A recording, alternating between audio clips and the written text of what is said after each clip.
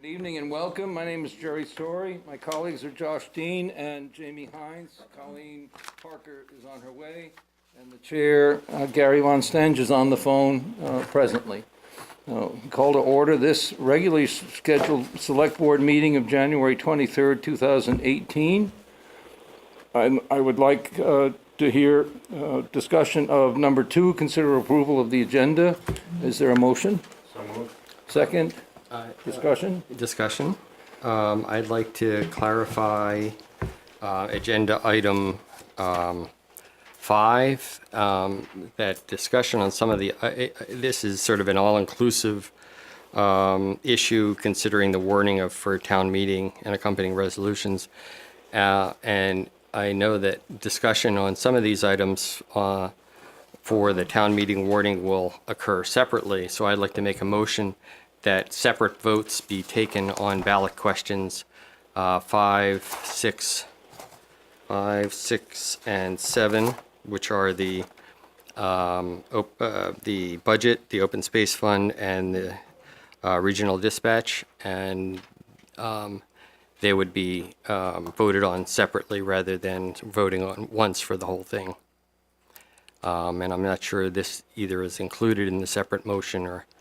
But I'd like to make a presentation as part of the discussion on dispatch, which was decided on the January 9th meeting. Why don't we consider the first, your first proposal, which is an amendment to the motion? Correct. Restate that? Yeah, that there is a motion that separate votes be taken on the annual town meeting warning for ballot questions 5, 6, and 7, that there would be individual votes taken for those 3 items, and the others can be voted on as a whole. For purposes of discussion, I'll second that motion. Is there discussion of the amendment? I just want to point out that the warning itself, though, has to be signed as one inclusive document. Understood. But if we do make changes, then the changes could occur and one item would be signed. Is that correct? I am guessing there'll be at least one change, if not simply a comma. And I am prepared to run back to my office, reprint with the updated figures, whatever they may be, and then bring it back to sign. Okay. I think it's understood that this document may very well be edited by the board tonight. Okay. Discussion, Gary, have you got it? No. Jamie? No objections. Will those who favor the amendment signify by saying aye? Aye. Aye. And those opposed, nay? I- The I'm not sure. motion is amended. Now you have an additional, Yeah, no, I don't know if it needs it, is that as part of the discussion, I'd like to make a presentation on the dispatch following the, as part of our discussion. So I'm not quite sure it needs a motion, per se. why don't we take that up when we have discussion of the actual item under 5, Okay. 4, excuse me. Okay. Okay? Is there any public discussion of Josh's idea? Is there any public comment? John? I hope everyone heard the governor's stirring speech on public radio today, talking about the new budget and exciting ideas for re-enlivening the economy and dealing with our perennial problems. And here's the key point: budget neutral, no tax increase by the state. And here we sit in Shelburne with a 10% tax increase approved by the board. And the principal item in this is the budget buster, is the new $9 million library. John, forgive me, you're speaking to an item that's on the agenda.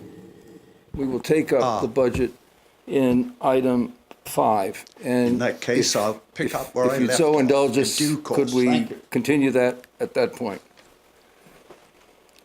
And in my excitement, I skipped over an item, which is number 3. Consider approving the January 9, 2018 Select Board minutes. Is there a motion to that effect? So moved. Moved by Josh. Is there a second? I'll second. In discussion? I have one edit on page 4 under the budget item, number 6, under the bullet that references my name. The second sentence, I believe, should be attributed to Josh. I did not say that. In fact, what I said is $10,000 seems like a high percentage relative to a $60,000 aggregate budget. So that, whether we want to include that in the minutes or not is, I'm indifferent, but I would just move that second sentence up to Josh's bullet. Second. You see where it says also the Move $10,000? it wholesale up to the, Up. to bullet on top? Correct. Everyone agree with that amendment? Colleen? I do. Any That's further all I discuss- had. Any further discussion? Those who favor the motion signify by saying aye. Aye. Aye. Aye. And those opposed, nay. And I abstain. Gary has voted aye. 'Cause I And it's wasn't there for unanimous. the whole meeting. Sorry. I'm gonna abstain because I wasn't there for the whole meeting. And Colleen is abstaining. I don't know why I'm in such a hurry tonight. It's too icy out to be in a hurry. No. The next item is item 5, consider signing the warning for town meeting and accompanying resolutions. Joe, you want Are you gonna do 4? to guide us? Did you want to do 4, Jerry? We did 4. John, correct? That's right. Was there Well, any there Was further there public anybody else? comment? Public Right. comments. I'm sorry? There might be more There might be public more. comments. There were none after John, are there? Oh, there you go. Okay. You ready for 5? Yeah. All right, so the draft town meeting warning was included in your packet. There's an updated budget as well, where we made a few changes and also scrubbed some numbers to make them as precise as possible. So the budget that you're looking at before you is not quite, but almost a half cent reduced from the tax rate as the one that was presented to you on January 2nd or 3rd. And there's an explanation of some of the changes that are in this version relative to the one that you received a few weeks ago. Select Board is free to make additional modifications, and like I said to Josh, staff is prepared to make changes to the warning if it's required. So we can answer questions or take them from there. Yeah, I mean, I'd just like to follow up on some items from the last discussion that I was at. And at that point, as just mentioned in the minutes, I had suggested that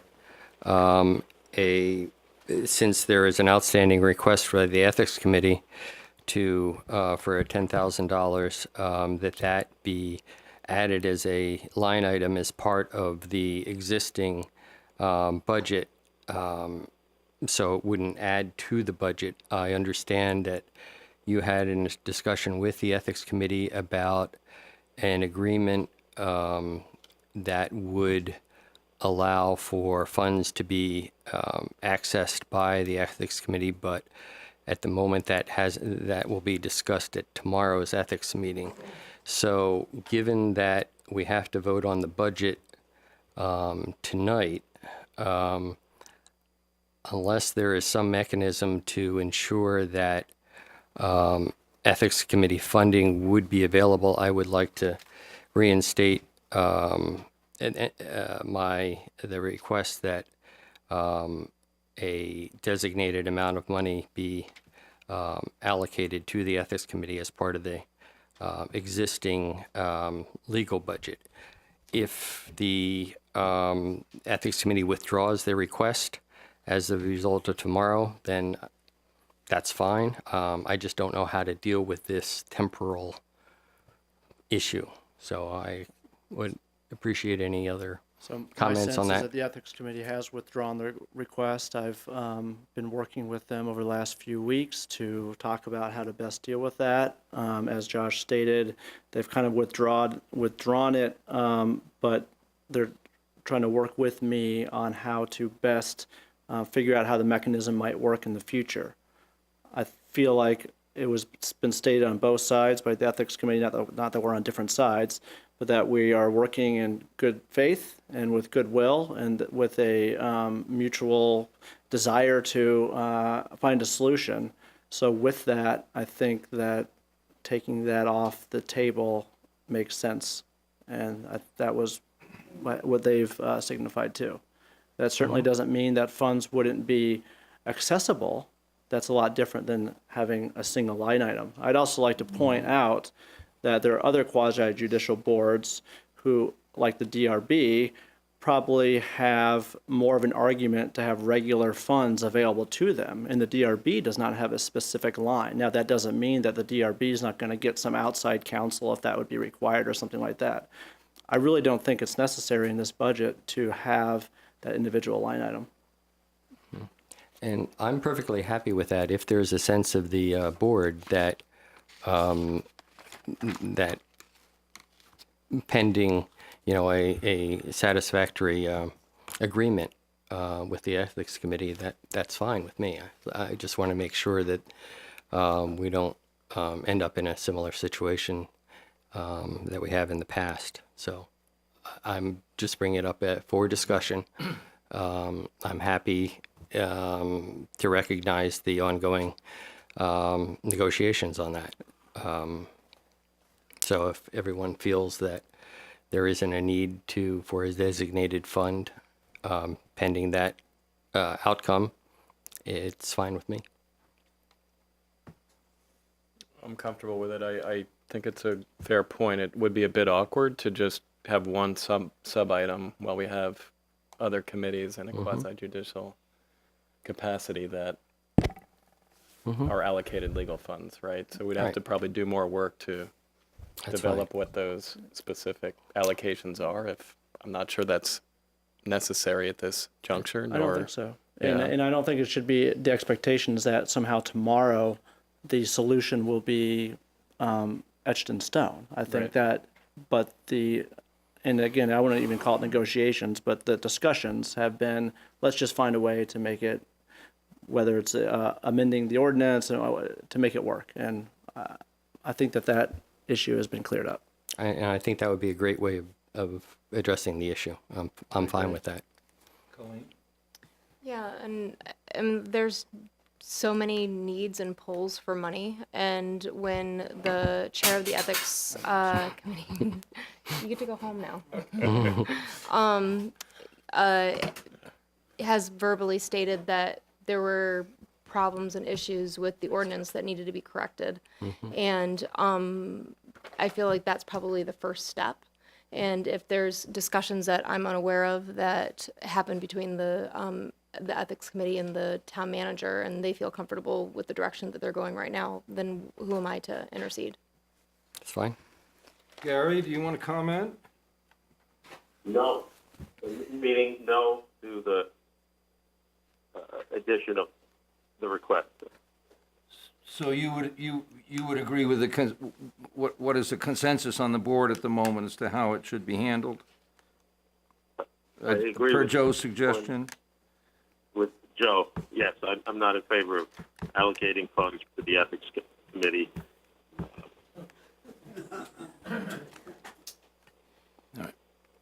Is there further discussion? I have a couple more points, but but feel free. I mean, I don't have to monopolize. We're now here. discussing one of the elements of the warning, which earlier we separated out for votes individually. This is the budget. the article that we, or the motion that we will address is, shall the town adopt the Select Board's proposed budget of $8,749,307, of which $6,397,000 and $10 is to be raised by taxes. John, would you like to Well, comment? I do have some others I have some other items. Oh, I'm sorry. I thought you were. No, I was just I thought you were offering done. that other people Yeah. could, okay. I didn't want to. Okay.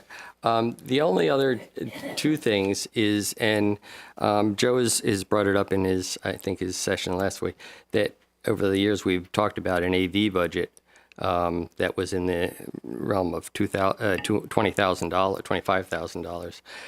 I would not, in good conscience, like to see us invest in a lot of high-tech stuff given the state of the budget. But I think, on one hand, one of the parts of that proposal was to add the capability for people at home to be able to ask questions and contribute to the meeting. When we first discussed this, that wouldn't be a very expensive proposition, as well as a mechanism to be able to project documents, which are really hard to do. And again, these are very minimal. And so I would suggest the possibility, unless there is a consensus that it can be taken out of other similar IT or expense parts of the budget, that we add a minimum of $2,500 to move that process along, because I think that is something that really would benefit the public in this regard. But I'm happy if there's a sense that that can come out of other budgets, that would be fine as well. I would say it's not budgeted for, so I would not want to promise the board that this is somehow would be able to be found in other line items. There is a report in the back of your budget binders that Ann put together for you a year and a half ago when we were investigating this, to lay out the options. I'm not gonna, I agree with Josh that it's a worthwhile investment, but there's been a lot of worthwhile asks that this budget was not able to fund, so. Right, and if there's a figure, if the figure I quoted seems too much, I would just like to have some money in the budget that can be used for those two items, which I don't have those figures in front of me, but I think Is that's. that number in line with the proposal for those Which number did what number did capabilities? you? I just- He's saying $2,500. $2,500 for, And No, that- that I don't think. That's not- I think the I'm just looking at the memo now that Ann put together a while ago. I think our the cheapest option here is $7,500. Right, but that was for extra monitors, extra everything. I'm not even thinking about that. This is purely to deal with technical aspects of. I think the most important thing is allowing people at home to be able to submit questions, which I don't think will be a very expensive proposition. do other towns have that functionality on? That I'm aware of. I just want to point out that the quote that for the AV upgrades does not include the ability for people to be able to speak to you from home.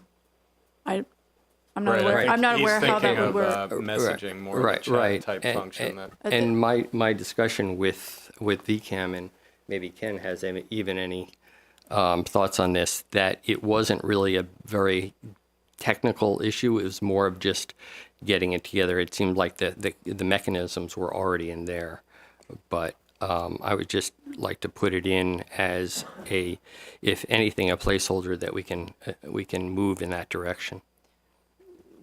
But you said the mechanisms were already there. So what Yeah. what money needed to be spent? I on think it? there may be, I'm not sure if the speakerphone itself can do that. It may be another laptop, a small laptop, to bring in that would be monitored for messages. So, I mean, I could say $1,000, and I don't think that would be, I think that would be a reasonable amount too. I just didn't, I don't have those figures in front of me. So we But- don't know. Like it's a matter of possibly another laptop, somebody sitting watching the messages come in, but we don't really know exactly what's required. Yeah, I don't think it's a significant wiring issue. Goes from my discussions. I didn't have time to actually nail down all of the options. I agree with the request, Josh. I think we've underfunded technology for a long time. We heard it from a number of CBC heads. Mary spoke about just the challenges with on-the-record review and not having a monitor, and we experience that as well with the Planning Commission. I just feel like we might need a little more study on this one before we can nail down a number. That's all. Well, I'm not comfortable saying it probably sounds like $2,500, but it may be. Do we have any other more solid numbers, like for projecting documents? Did you have something Yeah, else for I think, and I don't know if you put that in your budget, but I think that was something like $700. It wasn't a big number. For projecting It was just, documents? like the old overhead projector. It was an overhead projector. so the quote that you have is not for a monitor. I know that Mary brought that up. The quote that you have, we spoke to VCAM and 2 different consultants, and both of them, including VCAM, felt very strongly that we should not get a monitor, that we should just get a screen. And I would advocate that we do that because we just invested in a new projector.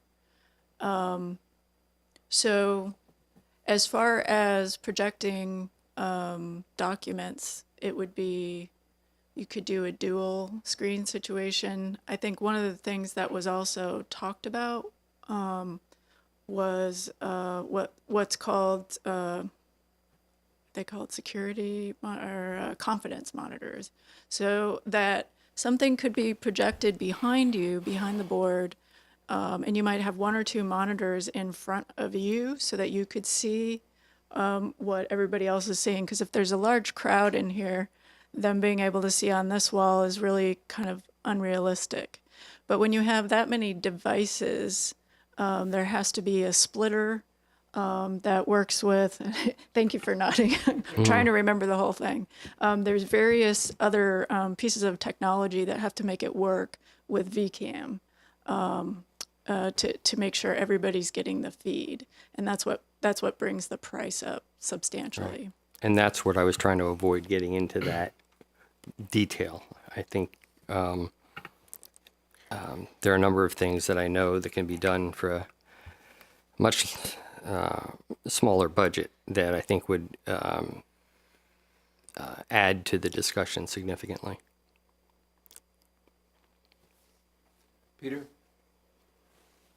Peter, Gary, that was Ann prior to Ann.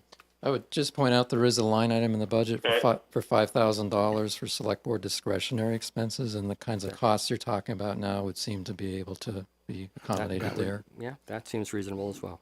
Is that an acceptable path? Absolutely, I mentioned that. Based on the kind of study that Jamie has Yeah. introduced That'd be- I as just a necessary? I just would not like it sort of I agree. pushed off, for another budget year. If there is another mechanism, that's fine with me. Joe, acceptable? If that works, if it Gary, got a has to work. comment? There's a lot of things I'd like to add. We have to prioritize, Yes. and so I would prioritize paving over this. So I'm not in favor of adding money for this. Okay. Is there any comment publicly? Consensus is then that we, Well, the money's sorry, already in Sean? the budget, Yeah. so we're not Sean adding money. Moran, Gary. Sean Moran. I'll speak to that issue. I was going to speak to something else, but I'll save that till everybody is in attendance in person. I think it's essential. There's too many misconceptions of what happens at these meetings. It's got all of you and the town manager in big trouble because people do not have all the time to go back, watch 3 hours, 4 hours of the meeting. Maybe if they felt part of it. Now, the law certainly allows the phone to come in for somebody to run the meeting from afar. We should be able to have the capability even on a computer of somebody texting message or sending a message saying, I don't understand what Jamie said. Could he clarify that? All he has to do is say, yeah, I could clarify that. Will it make the meetings longer? Sure. But you need an involved community. We need to start mending this community. I mean, in 5 weeks, this board is going to change. Some of you will come back. Some of you won't come back. But this town is in a civil war, mostly because of the railroad, yes, but other things. If people were more informed, and you got to give them help to get informed. We see this every day. I mean, I talked to Lisa at the Shelburne News, who said she has just been beaten up in the last few weeks, from, there's too many letters for the railroad. There's too many letters against the railroad. They're picking on this one. They're picking on that one. That's her job. Her job is to say, here's Nora's letter and Jamie's letter. Okay, here's Tim's letter. That's their job. And she should not feel beaten up for doing her job. But if people can have an inside view onto this, and just to clarify things, I think you're leaps and bounds ahead of the game if you could do that. And with minimal, I think, taking out of your budget, taking $1,000 out of a $5,000 discretionary budget is nothing compared to the good that it would do. Thank you. Thanks, Sean. Are there any other comments? John, would you like to address the budget whole? This is John Sarr, Gary. Yes, I'm back to this magnificent white elephant that we seem to have saddled ourselves with. 200 years ago, this would have been a great idea. In fact, I spent a good deal of my youth in libraries. So, then it was terrific. But now, somebody invented the internet. Did we all hear that? And there's Kindle. The kids have iPads and iPhones, Twitter, Google, Wikipedia. The library is dead on its feet. It's dead on arrival. And the sum that we're asked to pay for it is grotesquely large. It is as though this town said, well, we have a lot of nice churches in Shelburne, but the problem with them all is they're too small. What we need is a cathedral, a Shelburne cathedral. Let's build one. And then the board will be able to say, well, all those Christians who can't get in the existing churches, they'll have a place to go. That's the library, in my view. So I hope this board on the next will reconsider. I think the existing library should be gussied up as much as possible, and I would support the building of a rec center, a community center, that is much more useful to all components of the society, and I would put a lid of $1.5 million on the construction. Thank you. Thank you, John. Are there any other comments? Discussion by the board? I do have a couple. I'd like to see us on the open space fund increase that to $30,000. I think going backwards sends the wrong message. This is a separately warned item on the ballot. I understand that it's all cumulative, but in the big picture, this is a really important message for the town. It's very much an investment that we've been underfunding for many years and continue to. So I think at least holding that steady is something that we can all together do for the long-term vision of the rural district and maintaining for all the good reasons we've heard, right? Stormwater included. Jamie has moved on to the next, article, Gary, which I'll read for the benefit of everybody, and then we'll return to the first to vote. The second reads, shall the town raise by taxes the amount of $25,000 for the purpose of obtaining options and/or the acquisition of lands or the rights in land which would preserve open space and natural resources. Any unexpended portion of such sum be placed in the open space fund. That's what he is addressing. Other discussion from the board? I'd also like to add, when we do this for the final warning, we've typically put in what the current balance is. So when I update this to have you sign, in the current balance, including this year's allocation of $30,000 is $171,154. Thanks. And that will be part of the warning. Okay. Discussion. No, I fully agree with Jamie on this. I mean, I think this is, given what we know and given the changes in land use patterns, I think consistent funding, and I would support even more funding, but this is certainly an item that the public has always approved of, so I think it's a very worthwhile investment. And as we've talked about, I mean, this budget is all about investments. Colleen? So I think that putting money as a preventative measure into this fund is a great idea, considering that, I guess, with anticipation that we wouldn't be in the same position that we are in, for example, with the rail. I'm just curious as to where that 5,000 would come from. Like, what are we going to change? I'm saying it's incremental. I would add it. So just increase the tax rate, just to reflect that. I mean, in my mind, it's let the electorate decide on whether or not that's the right number. If, Yeah, I mean, yeah, that's what we have done in the past, and there's been very there's positive been strong support. for it. Okay. And then the other thing is that there was a select board salary increase. Really? So, I don't think so. It said just an increase of like 0.0004. Am I misreading that? Select board salaries? are you looking at the budget? The line item budget? No, the memorandum. Oh, And it was voted by separate article. right, it is voted by separate article. It's voted on the floor at town meeting. And so, like the line item budget that you will warn takes out the $6,300 for select board salaries. That's actually something that's voted on at the floor on Monday night at town meeting. Okay, So why there's does not it an say increase? I think that just. I think that just means how much of an impact does that have on the tax rate. That's what it probably could have been labeled better than increase. Okay. Impact would be more appropriate than increase. Okay. That's the impact on the tax rate. Okay.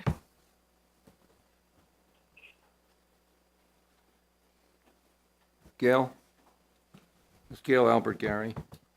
Yeah, I just want to say thank you to those of you who've supported the Open Space Fund, and to let you know that we anticipate that there's probably going to be, from that $171,000 that is in the fund currently, we anticipate that there'll be a drawdown for another really valuable piece of property that will take most of that, and what will remain plus whatever is allocated this year would not be enough to buy any piece of property in Shelburne. So I think that thinking about the stormwater mitigation effects and the commitment that the Shelburne public has made to this, usually in the 70% range on a ballot, that it would be worthwhile to at least keep it level. Thank you. Thank you. Any other comment? Gary, did you have a comment? Over the years, this amount has changed dramatically. A couple of years ago, I believe the amount was $15,000. It got increased to 25 to 20, and then to 25, and then to 30. I am good with staff's recommendation at 25. All right. Gail, again? I would say that $15,000 was quite some time ago, and in between, there have been allocations that amounted to over $100,000. So it's been at least 10 years. I don't have the paper in front of me since we've had a substantial input to the Open Space Fund when you compare it to Shelburne property values. Thanks, Gail. And Colleen has made a good point about the fact that this is an incremental adjustment. And I think we can do this by consensus. I'm not sure it would be unanimous, but unless anybody objects, I'd like to see this adjustment made. Personally, I feel very strongly that we should go to 30 as well. I think you didn't you amend the agenda that you would vote on these separately, or did you not do that? We did. So I think that you're going to want to vote on these Oh, separately. you're absolutely right. Thank you. In which case, shall we continue as we were doing and address the next article and then vote the three at the end? The next article is shall the town of Shelburne enter into an agreement for the formation of a union municipal district to be known as the Chittenden County Public Safety Authority for the purpose of providing regional emergency dispatch?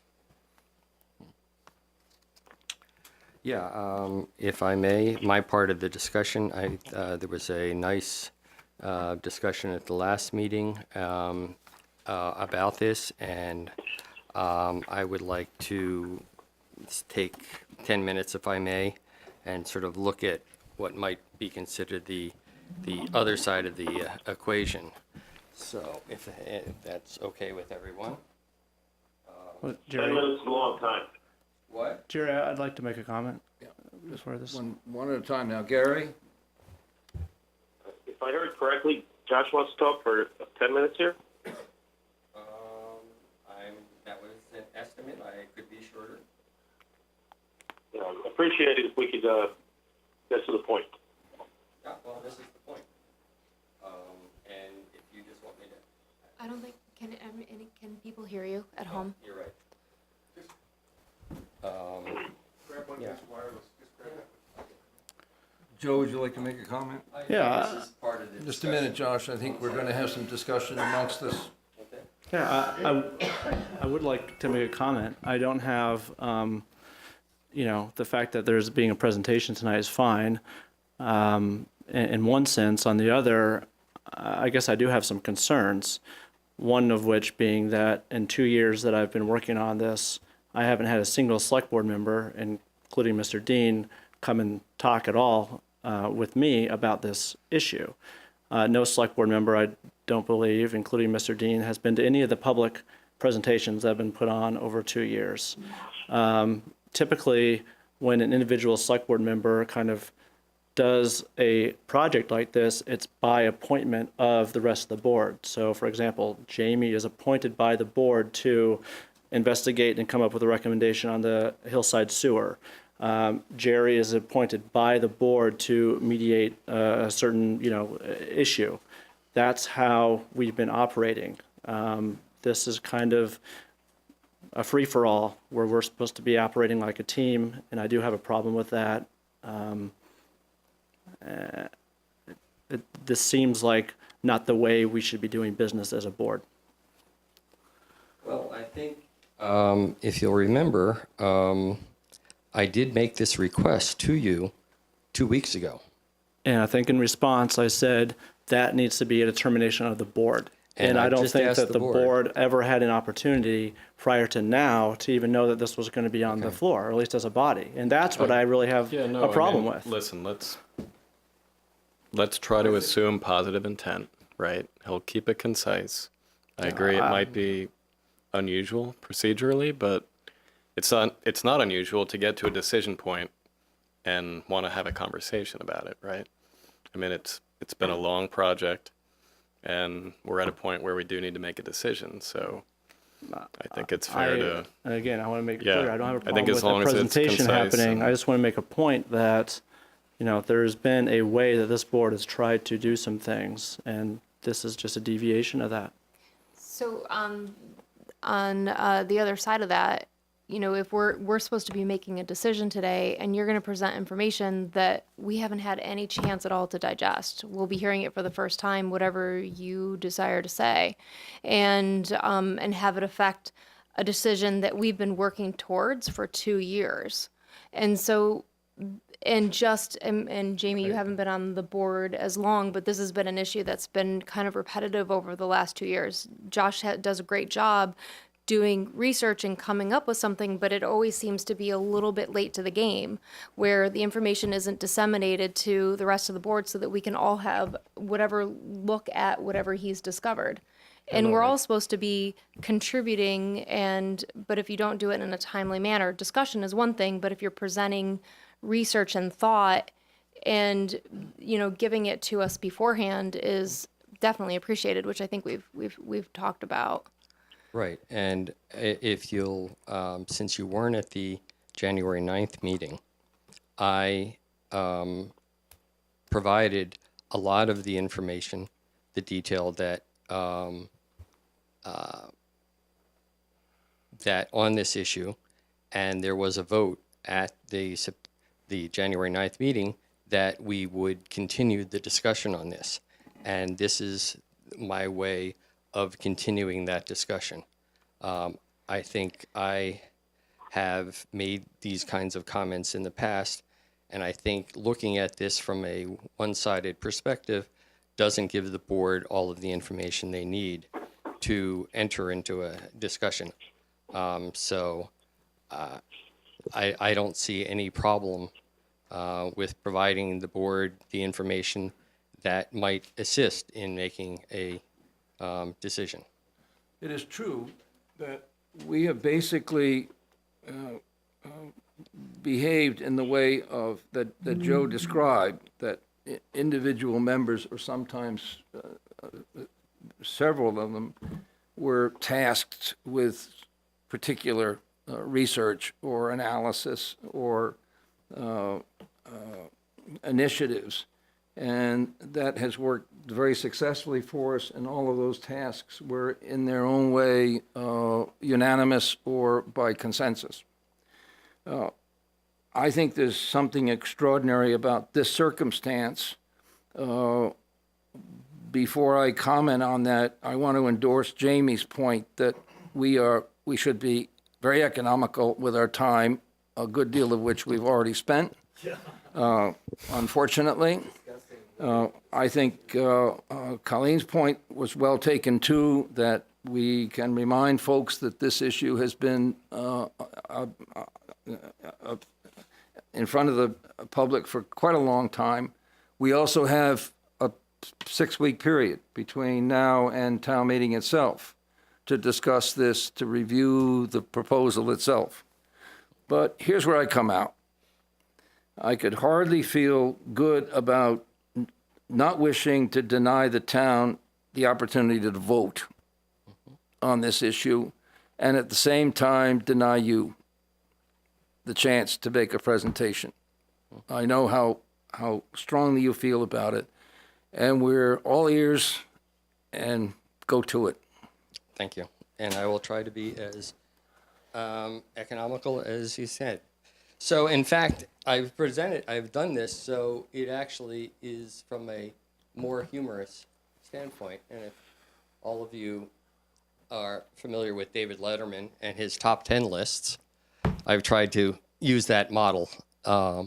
And realistically, I mean, I think this whole process is, and where I'm going to focus here is not on necessarily the pros and cons on whether regional dispatch is a good idea, but more of do we need to put this on the ballot? And that will be my focus. I think you should recognize that I try to look at all of these issues at the start, not for or against. I have no problem with regional entities. In fact, I suggested that for a stormwater utility be done on a regional basis, but the Stormwater Advisory Committee has decided that it would be better on a local basis, local control. So these are my top 10 lists for doing this. So number 10 is this vote that the select board will vote on is to create a new administrative unit. And this has a lot of new and unknown costs that we really haven't identified. The whole concept of these districts, there's been a lot of research in the administrative world saying that often these districts have higher costs. It would mean a loss of local control, and that has been an issue that's been brought up in the past. And for the most part, all the operational details haven't been discussed and are to be determined. So number 9 is that there may be different paths to this end. Most of the effort has been spent on the administrative part of pursuing this UMD. Now, there's three different, I'll use them interchangeably. UMD is Union Municipal District, which is the formal name of this entity, of this type of entity.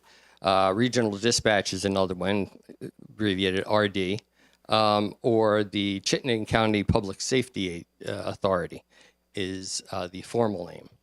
So the question is it really necessary? And the operative thing is at this time, and you'll see this repeated over again.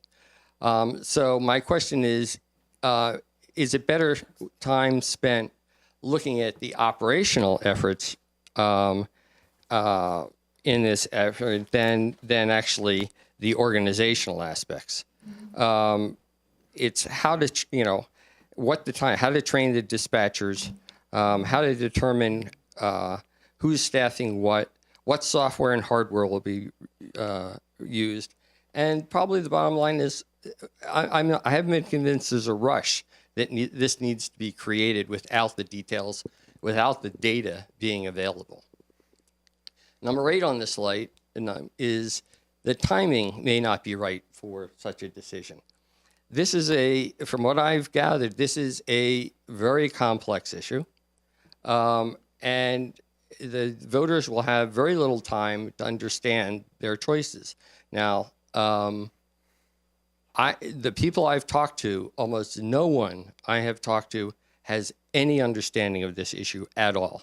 And to ask them to vote on it is different. And if you contrast this with the recent bond votes on the library, on the Quint, even though this has been mentioned over the last couple of years, there really hasn't been much of a public outreach for them to understand what they'd be voting for. The library, an excellent outreach program, and there are these opportunities that people had to learn, and I don't think that's going to happen. Number 7 is the slippery slope argument. If we want to vote, we're endorsing this proposal. We're endorsing the structure. And I expect that once we are in this game, there's going to be pressure to continue. And once we're in, it's a lot harder to get out. Okay, the UMD gives each town its own one seat. And given Shelburne's uniqueness, one seat may not be enough. And the question is, given the lack of detail, is this a table we want to sit at this time? And that's always the case, is we can do something in the future. It's not critical at this point. We can still participate in discussions without being a member of the UMD. We don't really have to be part of this. 4 towns have already warned this vote. If that's successful, that's enough to test this model without Shelburne, and we'd get the data that we need to understand. The Ethics Select Board, facing the exact same situation with their own dispatch, voted 5-0 not to warn this item.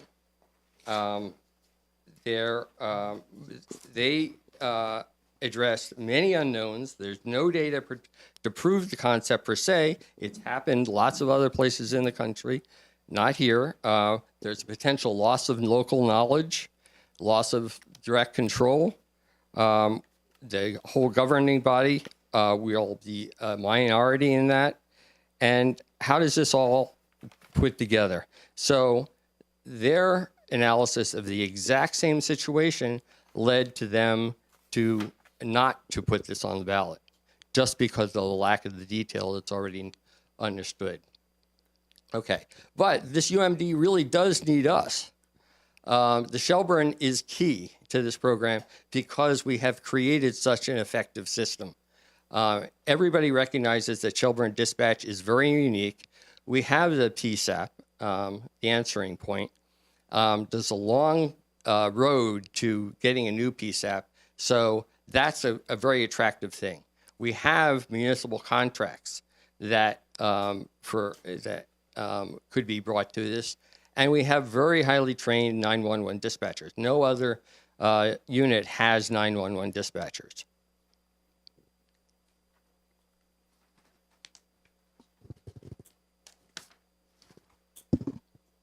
Number 4, Number 3, nothing that we do, Shelburne could always join this in the future. Shelburne Dispatch has great value. Everybody recognizes it. And these assets can be leveraged in the future.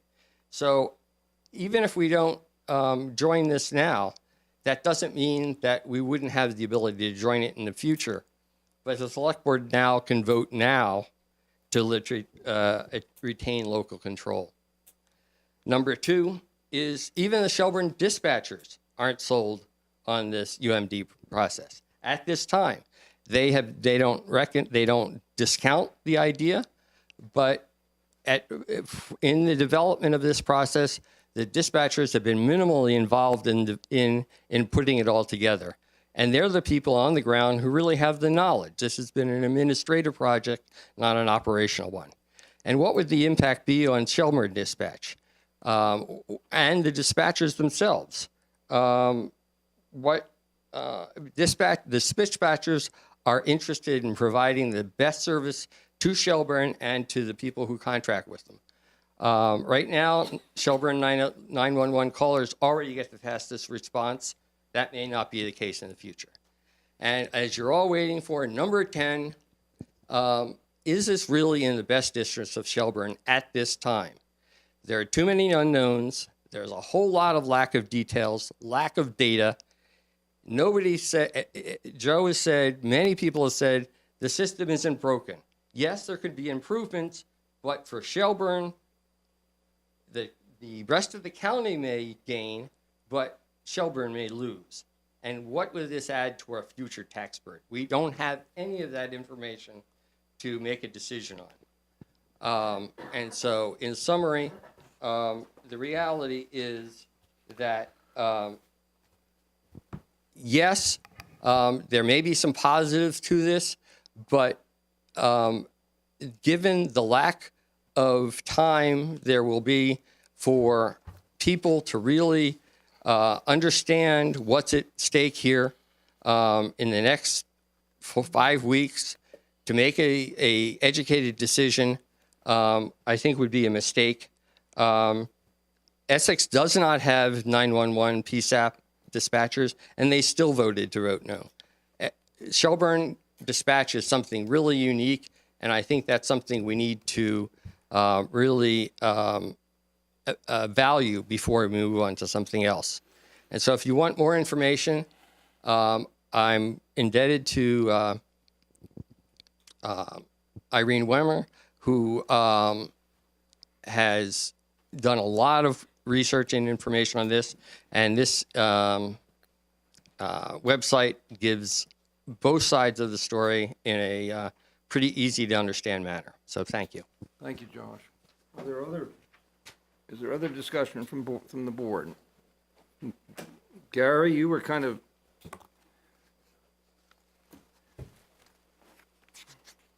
Yes, Jerry, I was kind of what?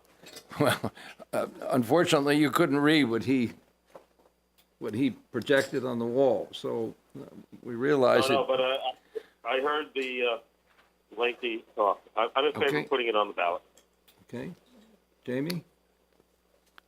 So my understanding, and I agree there's more study needed on this one. When we heard last week, was it a couple weeks back, from Charlie Baker and the counterpart at Colchester, Aaron I forget his name, Aaron. I asked a question, my understanding is it's a two-step process, right? You had mentioned it's difficult to unjoin, and that doesn't seem like what I heard from Charlie and based on what I've seen. My understanding is it's actually pretty easy, and the step is it has to be ratified by a future select board.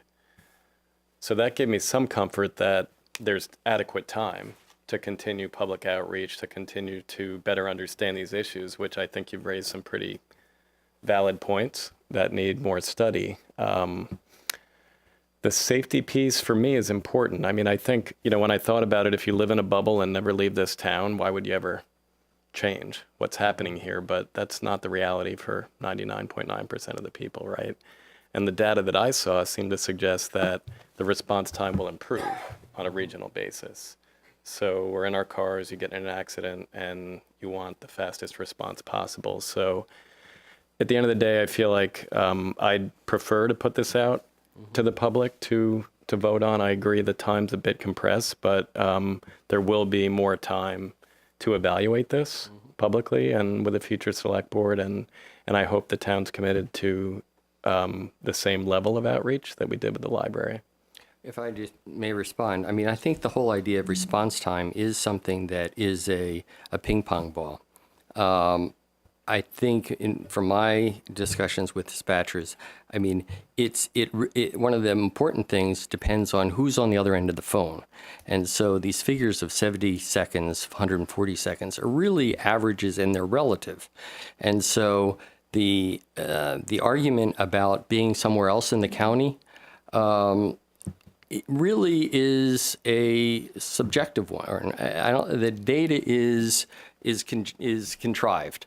That you might have a 5-minute response time somewhere else in the county, depending on who you're talking about. So that response time thing is still something that I think needs more analysis.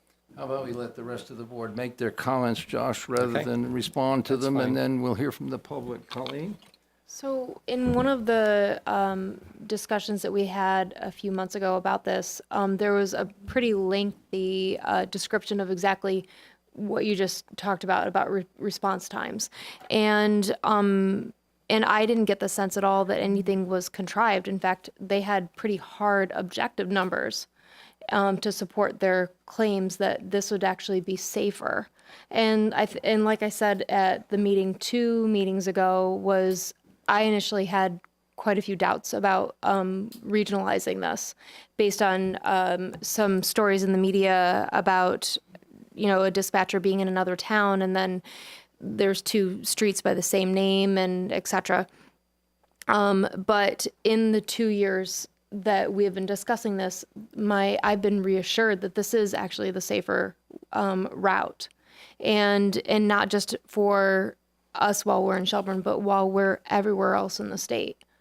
And so and I don't feel like that a response time that's average and relative. In as far as I'm concerned, if I have a child that's choking and I'm at a park in Burlington, and seconds count. And in my profession, seconds count. And if this gives a response of 60 seconds, then that matters. And so I'm in favor of putting it on for the ballot. Okay. My view is that we should put it on the ballot, and I feel that way because I'm not persuaded by any of the discussion to this point that it is an item that public should have no opportunity to decide for themselves. It's not illegal, it's not immoral, it's not so far-fetched in terms of its financial requirement that it would be an injustice to the taxpayer to put it out for a vote. I'm persuaded as well by the point that Jamie made, which is this is a 2-step process. The second of which results in something called a memorandum of understanding, which is the actual document that commits to a variety of technical details and financial obligations. The fact is, Shelburne has, for the same reason that one might feel we don't need to do this, Shelburne has a unique, makes a unique contribution to this regional effort because we are what's called a PSAP, which the regional effort would like very much to be. And I think it's going to be very important in the process that we're there at the start, at the table with the other initiators, and that we don't wait it out to see what might happen over a period of time that we'll enjoy ourselves to decide for up to 2 years exactly what we're willing to do, want to do, and you all decide how to do it. Are there any other comments from the audience? I think Sure. Gary's also on. I don't know if Gary, well, Gary spoke earlier. Oh, did he? Yeah. Okay. I think we'll come back to ourselves. But Sean? So I definitely agree. Thank you, Josh, for the presentation. I definitely agree with you. It needs to go on the ballot. I certainly agree with you about safety. I mean, I was in my first car accident ever in 50 years with a 91-year-old mother. It was imperative I get help immediately from some texter who hit us, rear-ended us pretty badly. Yes, I wanted those people there and I wanted them there fast. I think the key is here, you have to educate the public. If you remember, that library had, what, 1,600 people came out and it only passed by about 140 votes. That is not a big yahoo for the library. I think if people had realized how much they were going to be saddled with for the library, yay or nay, and I do happen to agree with John on the library issue. I've been in education all my life, and I just think that's a ridiculous waste of money. But that's not the point. The point is, we only got 1,600 people out to vote on a huge bond issue and only won by 142 votes. This is important. Maybe we could work with the paper to say, I looked at this and we talk about this all the time. I'm at these meetings all the time and I go, I just don't understand what it is. Are we joining big clubs so that we all have better response time? I don't understand what it is, and I'm not stupid. I may be not the brightest bulb on the Christmas tree as to this stuff, but I think the public, maybe with the paper saying, this is the issue plainly.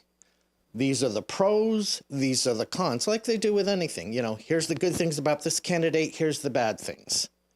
You vote. So I think the key to here is put it on the ballot, but educate your public to get them in so they're voting with some kind of understanding what this is. Thank you. Thanks, Sean. Anyone else would like to comment? Chris Boyd, Gary. I would like to add a little voice of caution. Regionalization has been a big thing in emergency services throughout the country for a long period of time. Has worked to a big benefit in a lot of cases, and in other cases it hasn't, because you've got three large competing bodies: police, fire, and rescue. They all have their unique dynamics. They all want their piece of the pie, and some feel theirs should be bigger than others. How is that broke up through a regionalized dispatch? There's a lot of pieces to this, a lot of moving parts. Maybe the way this is worded to go to the voters is that the final say when it comes back to the MOU is, before a decision is made by the board on the MOU, there's a secondary referendum by the public with a mass education component to get them up to speed on how the whole thing works in depth with all three of those components. If I'm going to jump off a bridge bungee jumping, I want to make sure that cord's going to keep me off the ground. I just don't want to jump and find out it's 5 feet too long. We don't want to be there with this either. It's important, but it's important it's done right. Thanks, Chris. I think just as a quick comment, Yes. we probably all feel that if we take the step of putting it on the warrant, I'm sure we do so with a felt obligation to make sure the town understands what it is they're being asked to vote on. It's hard for me to separate the two. And plainly, we have some work to do in the short term. I'm sure Joe is more than willing and enthusiastic with Ann and others to perhaps schedule some type of information session in February. We have a good deal of time where pros and cons can be discussed and people comforted by much more knowledge about what's going on. So, sorry, John, but John Sarr, Gary. Just from the presentation we got the other night, I was shocked by the disparity in the response times from the 5 townships. I am a voice of caution also. I think the risk of our service and response time going down rather than the others coming up an equivalent amount is quite a risk. Thank you. I say wait. Thank you, John. Anyone else like to comment? We'll go around the board again. Josh? No, I think all those were good comments. I think one of my biggest concern is, I've said this before, I'm a data guy, and I'd like to see the data before rushing in. And given that we've just discussed a lot of issues with the budget, I'm just not sure what we would be getting ourselves into. And I think, given the possibility that other towns who are far more interested in this can test the model and give us back those data before we need to jump in, I think is the cautious and wise approach. But Colleen, I have nothing else to add. Jamie? No, I would just like to say, Mr. Boyd raised a good point as far as once we do this informational outreach, we all acknowledge this is a pretty complex issue to get our heads around, and it's got a lot of work there to get the communication going, but it does seem appropriate to check in again with the electorate, and if it syncs up well with whether I have no idea what the timeline is, if it would be November, if it would be the subsequent town meeting in 2019, I think that would be a good conversation for the board to have. Gary? We've fallen behind on the schedule. I'm in favor of putting it on the ballot. Okay. Anything else? At this point, I'd like for us to proceed to vote on each of the three Article 5, 6, and 7 Roman numerals, which are the three that we've discussed. The first being budget, the second being the open space fund amount, and the third being this recent discussion we've just had about joining the Chittenden County Public Safety Authority. In that case, is there a motion on the budget itself? So move to approve a base budget of $8,749,307 with a tax rate, is it appropriate to say a tax rate increase of 0.419%? No, just Just say the base amount. with the $6 million Of figure. which $6,397,010 is to be raised by taxes. Thank you, Colleen. Is there a second? Second. Discussion?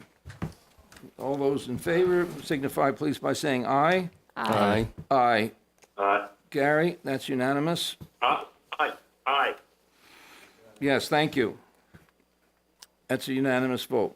In the next case, shall the town raise by taxes the amount of $25,000 for the purpose of, well, we've changed that to $30,000 for the purpose of obtaining options and/or the acquisition of lands or the rights in lands which would preserve open space and natural resources.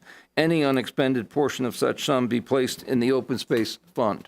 So moved. Is there, Colleen has moved the Second. question, Josh has seconded. With all those who, is there discussion? I just want to point out, in the warning will include the amount that's currently in the fund, the With $171,154. that addition, Gary, discussion? My discussion is, although I would keep it at 25,000, I believe board needs to compromise, so I will vote aye because it's the general consensus. Thank you. Do I hear a motion to approve? Yes. Yes. Colleen has made the motion. Is there a second? Josh has seconded. Any further discussion? Otherwise, those who approve, please signify by saying aye. Aye. That's unanimous. Thanks, Gary. And finally, the question, shall the town of Shelburne enter into an agreement for the formation of a union municipal district to be known as the Chittenden County Public Safety Authority for the purpose of providing regional emergency dispatch? Is there a motion to that effect? So moved. So move to include that on the ballot. Second. Moved and seconded. Is there further discussion? Hearing none, we'll call for a vote. Those who favor, please signify by saying aye. Aye. Aye. And those, Aye. and those opposed, nay? Nay. Nay. You need to do a roll call, Jerry. Yep. Josh voted nay. Gary? Aye. Aye. Aye. Colleen, aye. Jamie? Aye. And myself, aye. Now, do we need to, Joe, read the entire warning itself as a body, or is this sufficient? My preference, I think, at this point would be to wait until after the executive session so I can reprint this and have a clean copy for you to sign at the end of the meeting. Does that make sense? Yeah. Because I want To approve in a the motion to final- approve the final warning Right. with the Everybody change. agree? I agree. In which case, we're going to move on to the next item, which is number 6, to discuss proposed updated Town of Shelburne Personnel Policy, Sections 1 through 6. In this case, I'm going to ask the town manager to briefly review status to this point, and perhaps with the help of Ann Janda. Ann is here, Director of Administration. She's been the one that's done the lion's share of the work, but certainly Peter and Susan Canizero and other members of staff have been involved. The purpose today is really to look specifically at items or sections 1 through 6. I just do want to mention that Ann, Peter, Susan, and I met with Jerry and Josh for almost 2 hours yesterday. Got some helpful feedback. Certainly, we haven't made any updates or anything, but I think that there were a few suggestions or ideas that we agreed with that we will put in for, in addition to be approved later. So besides that, I guess we're open to comments or suggestions, and hopefully the goal is still to get this done with this board in February. Yeah, if everybody is agreed, I think what we would like to set as a schedule is to review the remaining sections at our next meeting, in which case we'd ask everybody to submit comments in a timely manner so that Ann and Sue and Peter and Joe can review those and respond to them. And then at the meeting following, which must be the second meeting in February, to consider the final. Can we see, once you have an opportunity to pull through those comments, can we see that for our package? Yeah, absolutely. I mean, hopefully by the next select board meeting, we'll be able to put together a red line version, including some of the conversation that we've had recently. I've been tracking down answers to the bigger questions through VLCT attorneys. And then some of the comments that were made at the meeting that we had were just very easy edits that we can make. So we can create a red line version that you can all see, and including the legal responses. I think following that process is going to be very fruitful. It was just to sit down with staff, and they were super about it. They went through each suggestion one by one, discussed them in what detail they deserved, some more, some less. And for those of you who may not be familiar, the personnel policy is being upgraded from a version that was approved in 1990. It is a pretty substantial effort to do a personnel policy. It runs to 36 pages or so.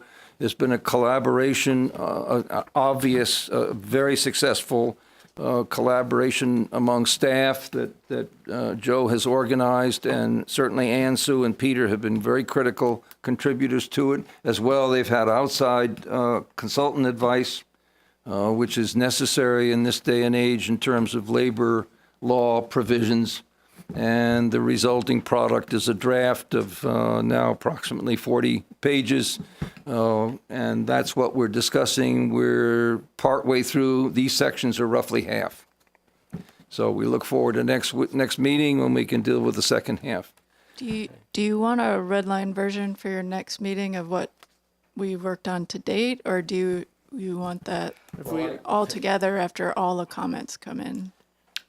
I think it would be helpful to see what the comments have been in our next package, just so we're looking at the current. I think Joe put out my comments And set mine. and juries.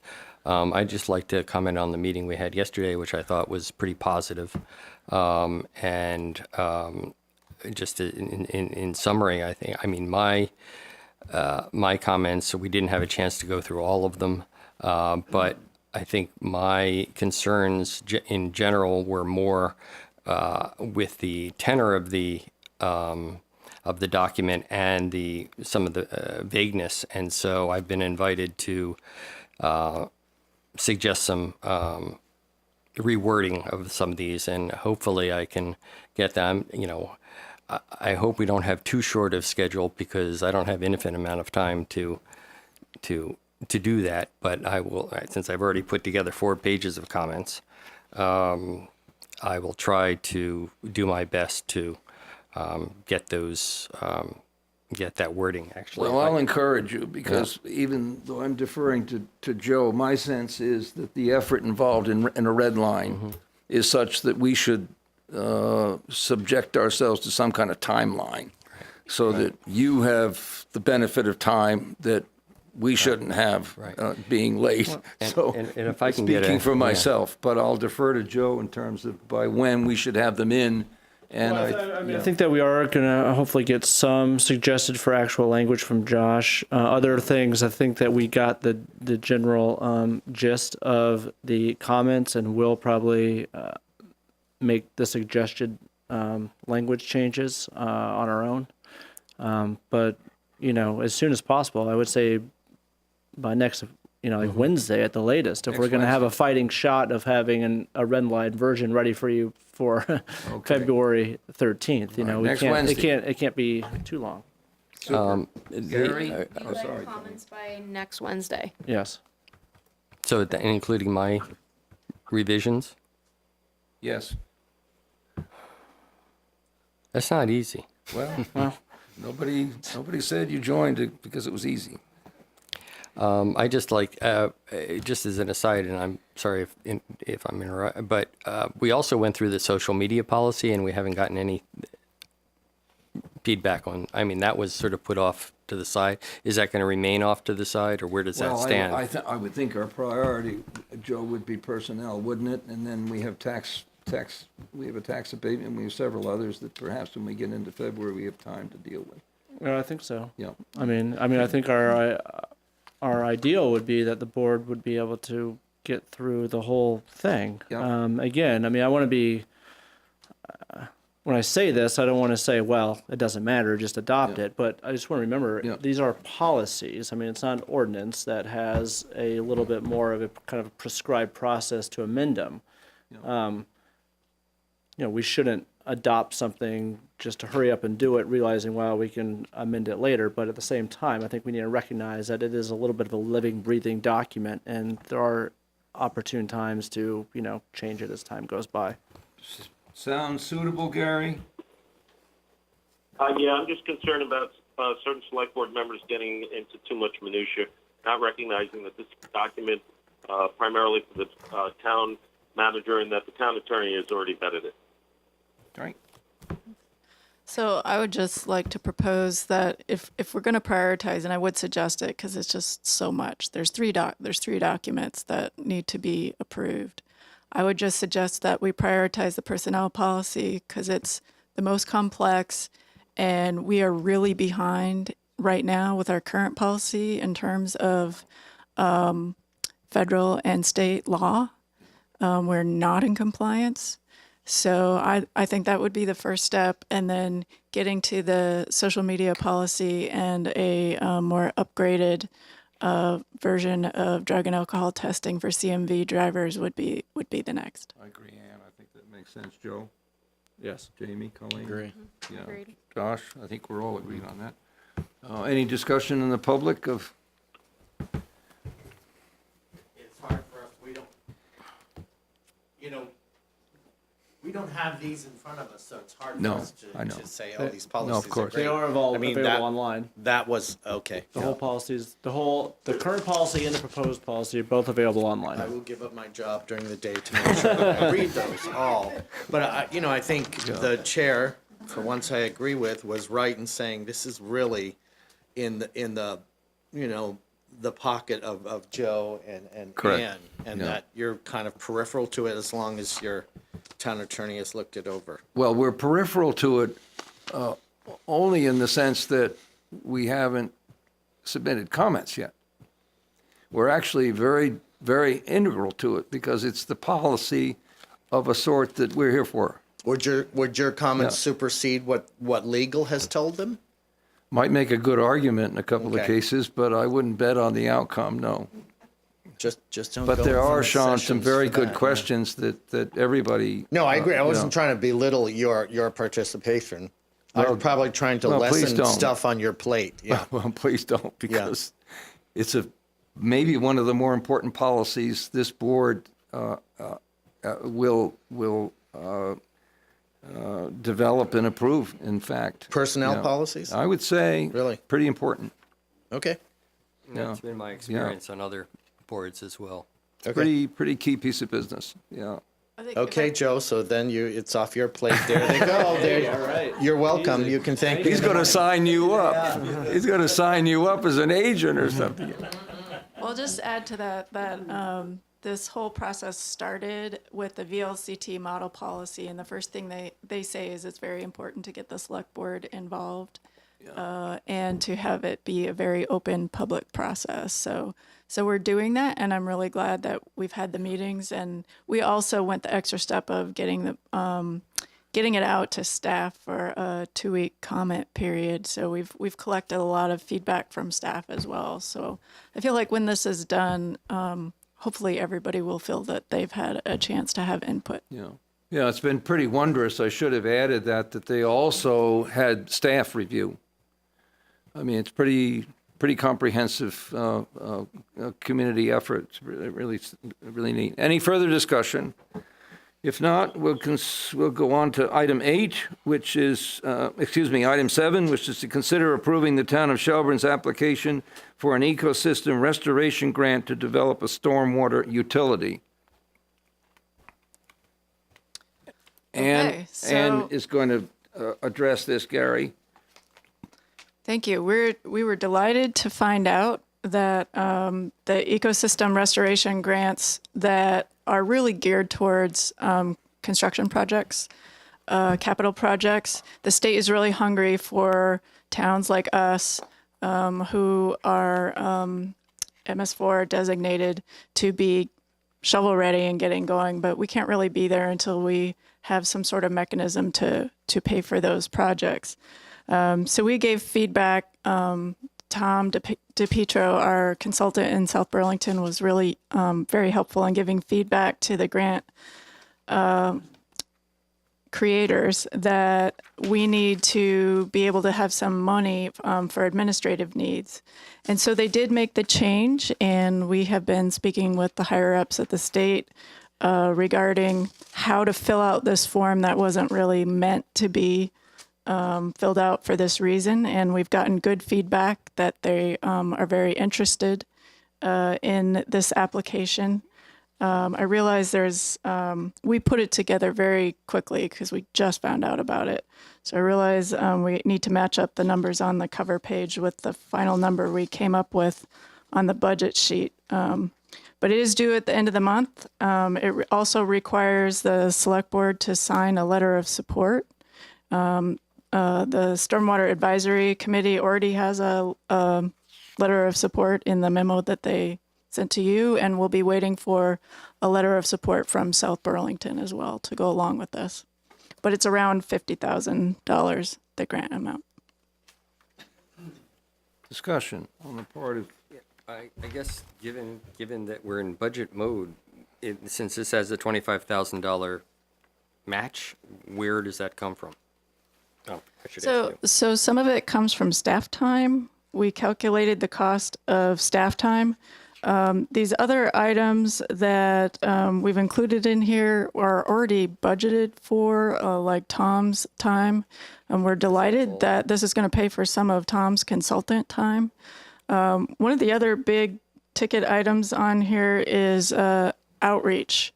And we heard from other towns that it's really important. You can't just talk about it in your meetings and expect that people are going to get the message. It's really important to get mailers out like 2 weeks before a bill comes in the mail.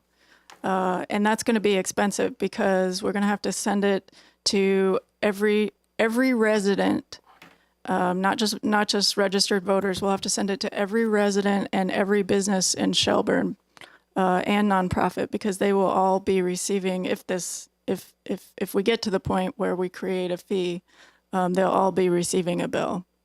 So that we estimated that based on, the library's expense. When they did a mailing, we estimate that to be around $10,000. So that's not a small price to pay, and that was unbudgeted. So, between saving money on consultant time and this and sort of these unbudgeted things that we'll have to do to make this a really successful project, I think this is going to be really helpful. So is that, when would this be awarded? Is that this fiscal year, next fiscal year? So we would be drawing funds from the grant as we reach certain milestones. And since this is, again, geared towards capital projects, they give you a pretty long timeline, so over several years.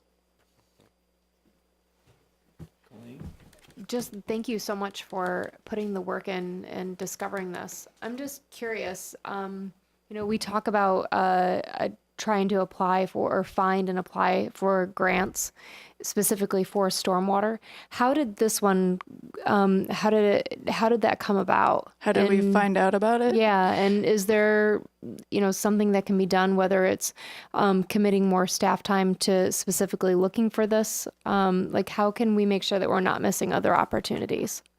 That's a really good question. I think in this case, we knew stormwater was going to be something we really needed to be paying attention to. Both Tom and I got on a conference call with the grant funders having to do with stormwater. And we asked that question specifically because that's where we were at, is we need help getting set up with administrative needs to be able to do capital projects. Can you help out? But the sad thing is that they added it as an option, but nobody told us. It just happened. And so I was lucky to find out sort of through the rumor mill. It sounded like the Regional Planning Commission had some funds. So I contacted them and they said, oh no, it's in the ecosystem restoration grant. So then we contacted the state. So that's kind of unfortunate that there wasn't any kind of announcement. I also found out, which is really great, that towns that set up stormwater utilities can apply for $25,000 just automatically because they've set up a utility. It's the state is giving that as sort of a bonus to towns that do it. So I'm aware of that now. So I will continue to sort of keep trying to pester the powers that be to find out this information. But I am getting now on all the listservs, the more and more grants that I get involved with, the more that the state sees me as somebody that they should be sending information to. So that should be helpful. But again, it's sometimes if you have a need, you kind of have to pick and poke and prod. Thanks for doing that. Jamie, any comment? 100% supportive. Let's do it. I'm good, thanks. Any discussion or comment from the public? I have a question for you, Joe. The letter that we're also being asked to sign is separate from approving the application, or is it one and the same? It's one and the same. Okay. Well, I think you want to approve the application and sign this letter. Sign the letter. In which case, why don't I read it very if briefly? you could sign that tonight, that would be very helpful. So, and this is to you, to Ann. And it reads as follows. The Shelburne Selectboard has indicated support for the development of a stormwater fee/utility based on information provided by the Shelburne's Stormwater Advisory Committee, finding a sustainable and equitable funding source to manage all of Shelburne's ongoing stormwater expenses has been a Selectboard priority since 2016. Since then, the town has been working with South Burlington as a consultant to forge a path forward. In July 2017, the Select Board authorized the formation of a Stormwater Advisory Committee with mission to advise the Select Board regarding the development of a stormwater feed/utility and to work on public outreach. In November 2017, after research into various alternatives, the Stormwater Advisory Committee recommended that Shelburne should move forward with the implementation of a stormwater utility. The Shelburne Selectboard supports the work of the Stormwater Advisory Committee, town staff, and its consultant, South Burlington, to find ways to fund stormwater projects and activities to meet Vermont water quality standards. And that is the resolution that we will approve in addition to the grant application. Is there further discussion? If not, is there a motion to approve? Move to approve the Town of Shelburne's grant application for an ecosystem restoration grant for the purposes of developing a stormwater utility and sign the letter of intent dated today, January 23rd. Colleen made the motion. Is there a second? Second. Any discussion? All those who favor signify by saying aye. Aye. Aye. Aye, it's unanimous. Thank you. And the next item, which is to consider signing certificate of completion for Harrington Avenue for the Vermont Agency of Transportation. That's probably Ann too. So Jamie might not be aware of this, but we went through a very long process of accepting Harrington Avenue as a public road. This is the very final step in that process where we just need a motion and your signatures on this document that goes to VTrans. VTrans needs to know every inch of road in our town that is either public or not public. And then they also add this to our total mileage that we receive highway state aid for. So there's a financial incentive for us to complete this as well. And they then recover their last 10% of their bond? Is that still outstanding, or is that No, been that's all zeroed been out? resolved. That's all been It's long resolved. since been zeroed out. Yeah, and we have recorded all the warranty deeds and documents and the stormwater permit agreement. So this, like I said, is it's the very last piece. We're definitely finished, working with the folks at Harrington Village. This is just for us and VTrans at this Said and point. done. I know Joe and in Ann's case, that's been a formidable task, and we appreciate your effort. Is there a motion to the effect of approving the certificate of completion? Move to approve signing of the certificate of completion for Harrington Avenue for the Vermont Agency of Transportation. Moved by Jamie, Second. seconded by Colleen. Is there any discussion? Is there any discussion in the public? I saw that too. I almost said something about that. Yes. Okay, Gary was let's go. here. Hey, that's right. Gary's the singer. Yeah. That's right. Is that supposed to be a cappella, or is that anybody who cares to create noise pollution just goes at it, right? Yeah. Good for you. Yeah, good for you. All right. Hearing no chorus, hearing no song. Would those who approve please signify by saying aye? Aye. Aye. Aye. Aye, it's unanimous. Thank you. The next item is additional public comments. Are there any? Hearing none, the next item are select board comments. I'm going to start with you, Jamie. Sure. I attended the Lake Champlain Chamber legislative breakfast yesterday. Just wanted to let the community know. The governor spoke a bit, and it was interesting having just heard our legislators last week, very similar themes. So he spoke about marijuana regulation, challenges, his view on it, and he signed the bill yesterday, I believe. He talked a bit about opiate addiction, mental health, which we've talked about a lot here, talked about with the legislators as well. And lastly, he spoke a bit about the budget. So I thought it was just very common themes that were worth noting for the group. Colleen? I have nothing to add right now. Gary? Nothing. Josh?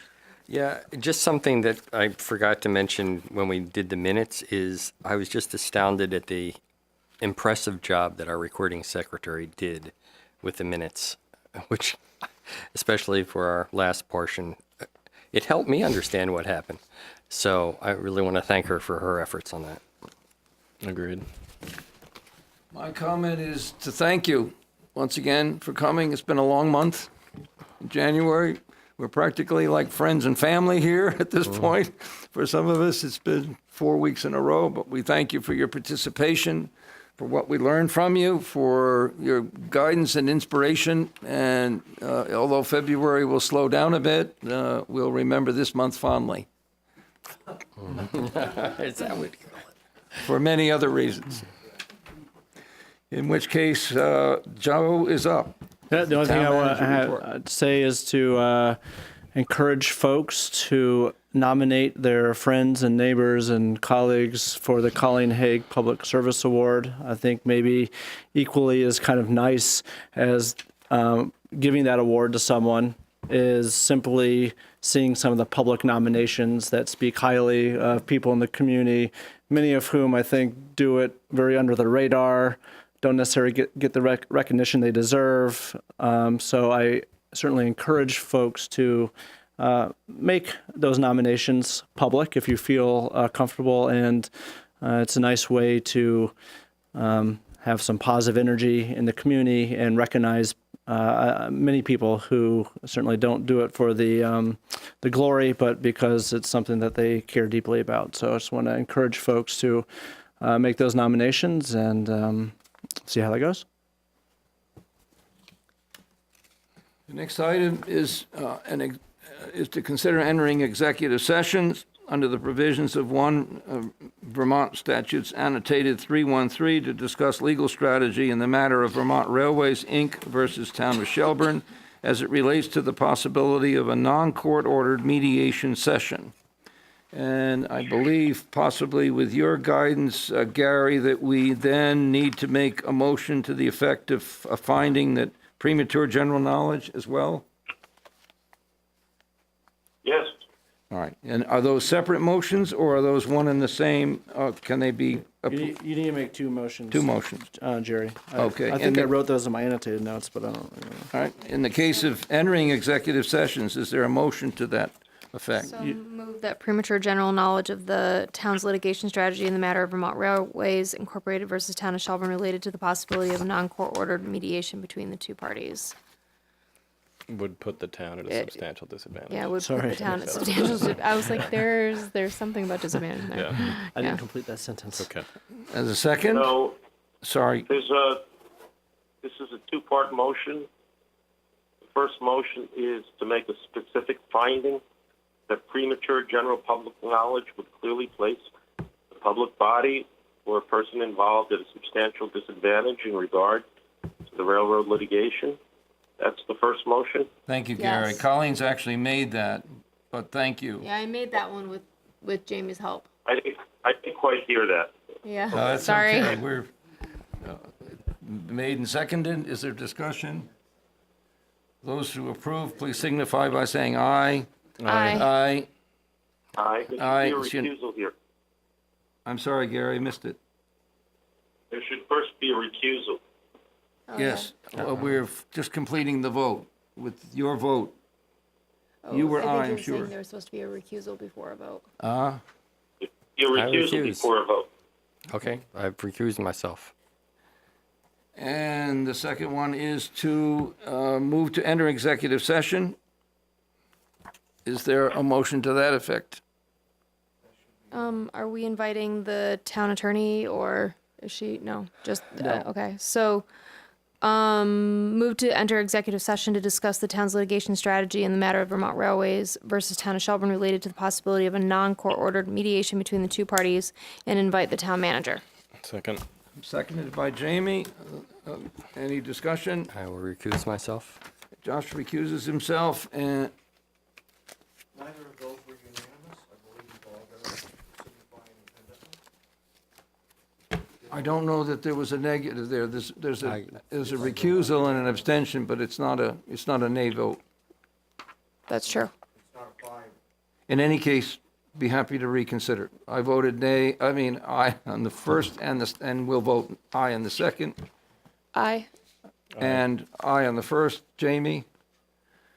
Aye on both motions. And Gary voted aye. Did you not, Gary, on both, or Will? Yes, Aye. Correct. Thank you, Chris. Thank you. Okay.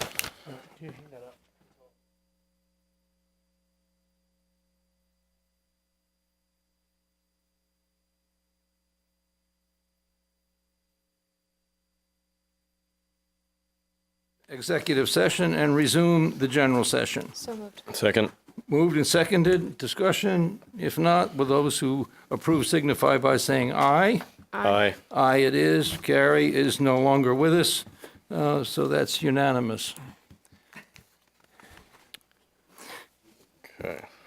So you need to do the warning. That's official business, right? Yes. Where I Yeah, first. reprinted the warning with the added in the $30,000 and then for the open space fund, and then added the current balance of the open space fund is 171,154. So I showed it to Peter. I think we didn't see any edits on this one, so it looks like it's appropriate for you to sign. So you need to make a motion to approve the warning and sign it. This will be to approve the warrant whole, correct? Right. Yeah. We're having done pieces. Is there a motion to that So effect? Second. Moved by Colleen, seconded by Jamie. Any further discussion? Hearing none. Will those who approve signify by saying aye? Aye. Aye, 4-0. No. Gary has Did Josh has did you left vote the for meeting. it? Yeah. Did you? Yeah. Okay. And next is, you want to comment, Joe, or you, Jamie? Do you guys want to I make a think we comment about? have Colleen who will. There, as far as specific decisions, there weren't any specific decisions that can be discussed publicly, other than to say that there are ongoing conversations between the Select Board and Vermont Railway that are consistent with the public statement that was made at the beginning of the month. And do I hear a motion to adjourn? So So moved. moved. Moved by Jamie, seconded by Colleen. Any discussion? Hearing none, those who approve signify by saying aye, please. Aye. The ayes have it, 4-0, and once again, Gary is not voting. Thank you very much. Take it easy going home with the ice. Yeah.